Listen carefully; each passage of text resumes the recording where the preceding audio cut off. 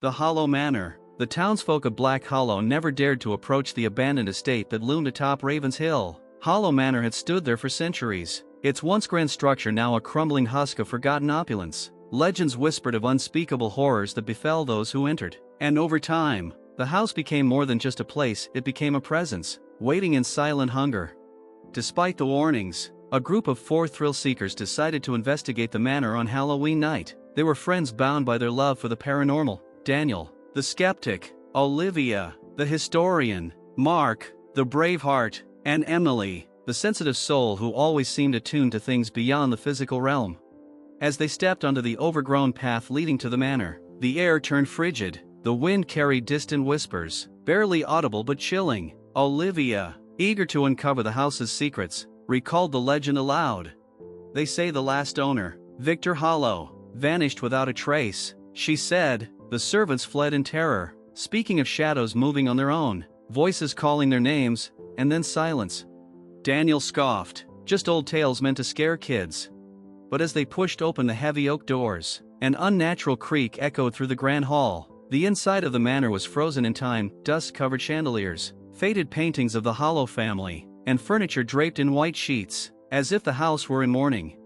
A grandfather clock in the corner stood still at midnight. Emily shivered. "This place feels wrong." Mark grinned. "That's the point, isn't it?" They began their exploration, each drawn to different parts of the house. Olivia studied the library, where bookshelves groaned under the weight of forgotten knowledge. Daniel tested the staircases, proving they were still sturdy. Mark wandered toward the ballroom, while Emily stood frozen, feeling an unseen gaze upon her. Then the whispers started. Faint at first, then louder. They came from nowhere and everywhere. A shadow flickered in the corner of Olivia's vision. The chandelier above Daniel swayed despite the still air. Mark's reflection in the ballroom mirror did not move when he did. Then the doors slammed shut. The temperature plummeted. A low, guttural growl reverberated through the manor. Emily clutched her head. "It's awake," she whispered, her voice barely audible. Daniel ran to the entrance, but the doors refused to budge. Olivia flipped through a journal she had found. Pages yellowed with age. Victor Hollow didn't vanish, she gasped. He was taken. The shadows grew denser, twisting into something almost human. Hollow sockets for eyes, elongated fingers stretching toward them. The air thickened, pressing against their chests. "This house is alive," Olivia realized. "It feeds on fear, on us."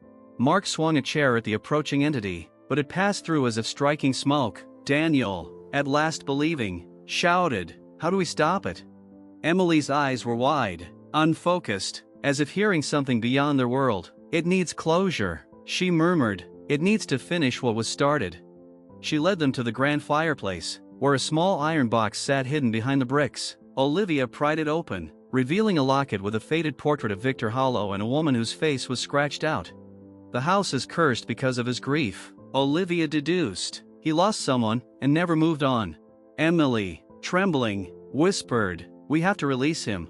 With unsteady hands, she placed the locket on the floor and whispered a soft apology to the lingering soul. A wail erupted through the manor, shaking its very foundation. The shadows shrieked, then dispersed like smoke in the wind.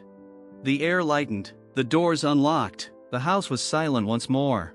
As they stepped outside, dawn's light barely peeked over the horizon. They looked back at the manor. It stood the same, yet something had changed. The presence was gone. For now. Moral: the past, if left unresolved, can haunt the present. Some spirits need only to be heard and understood before they can find peace.